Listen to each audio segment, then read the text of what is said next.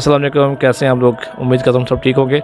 एक ऐसी चीज़ दिखाने जा रहा हूँ, शायद हमारे मोहल्ले में किसी जगह में एक चीज़ हमारे पास आ गई है। अगर किसी के है तो वो हमें ज़रूर रब्ता कर सकता है और फिर चीज़ वापस लेकर जा सकता है। ये आपको दिखाता हूँ।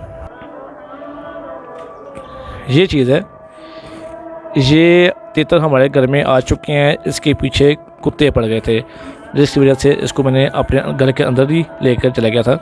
तो अगर ये जिसका भी है तो हमें इत्तला कर सकता है, हमसे पूछ सकता है, हमसे वापस ले सकता है अपनी निशानी दिखाकर।